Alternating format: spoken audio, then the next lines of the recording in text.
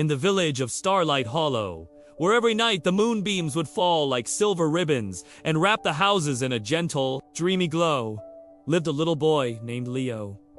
Leo didn't have a teddy bear or a blanket. He had a moonbeam he named Pip, who curled up on his pillow every night, cool and soft as a whispered secret. But one night, Leo woke up and felt a sudden chill. The room was darker than usual, and when he reached for his pillow, Pip wasn't there. He sat up, his heart thumping like a drum. All of Starlight Hollow was dim, the usual bright, silvery light replaced by a faint, ghostly gray. The moon was there, a perfect silver coin in the sky, but its light seemed weak, as if it were holding something back.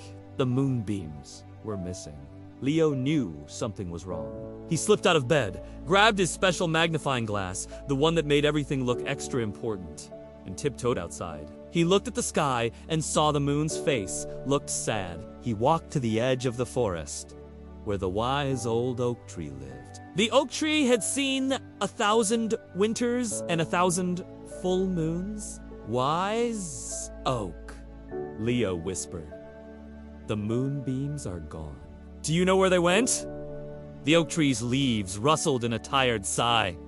I heard a tale on the wind. It rasped. The moonbeams, they say, were caught by the shadow snatchers. Leo's eyes went wide. He had heard of the shadow snatchers, sneaky, grumpy creatures who lived in the deepest parts of the forest, and loved to collect things that did unbelong to them. They were especially fond of anything bright and shiny. Where do they live? Leo asked. In the Cave of Whispers, the oak tree rustled. But be careful, little one. They are good at hiding, and even better at being silent. Armed with his magnifying glass and a brave heart, Leo ventured into the forest. The woods, usually full of shimmering light and playful shadows, were now just dark and still. He followed a winding path until he saw a small opening in a rock formation. A cold breeze, carrying the faint scent of old dust and something a little bit like grumpy socks, blew from the mouth of the cave. This had to be it! Inside, the cave was dark, and every little noise echoed. "Hello!"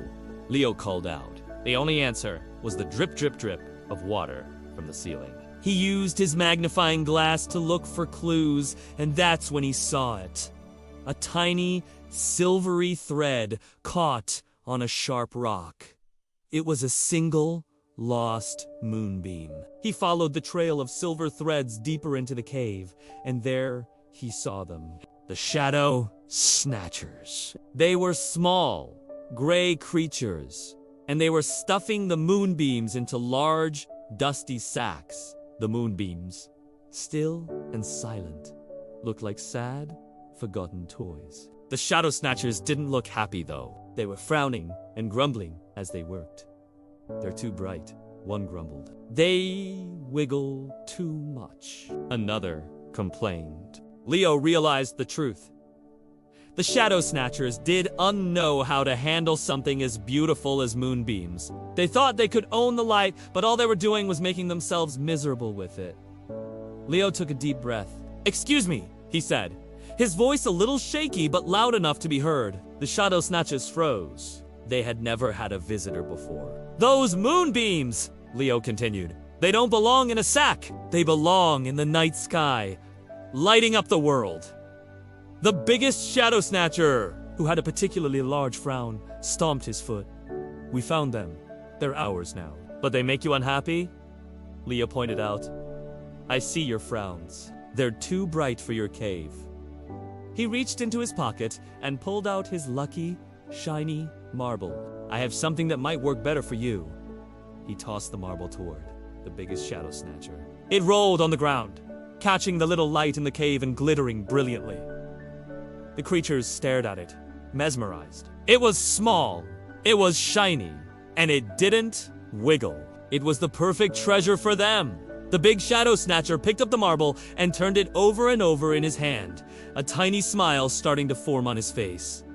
"It's perfect," he whispered.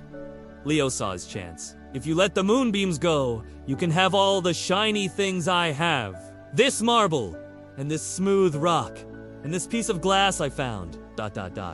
Double quotes he offered, pulling more treasures from his pocket. The shadow snatchers looked at their dusty sacks then at the bright little treasures in Leo's hand. They looked at each other and nodded. They didn't want the moonbeams anymore. They wanted the shiny things they could truly keep. They quickly unzipped their sacks, and with a rush of cool, silvery light, the moonbeams flew out of the cave. The moonbeams zipped past Leo, one of them giving his cheek a quick, cool nudge it was. Pip, they soared out of the cave, back to their home in the night sky, and as they did, a wave of beautiful, shimmering light washed over Starlight Hollow. Leo walked back to his village, the night filled with a glow more beautiful than ever before. He crept back into his room, and when he got into bed, he felt a familiar, cool presence. It was Pip, curled up on his pillow, shining brighter than ever. From that night on, the moonbeams in Starlight Hollow were never weak again. And every once in a while, when the light was just right, Leo would see a tiny marble-sized sparkle in a distant cave. A reminder that some treasures are meant to be shared, and some are just meant to be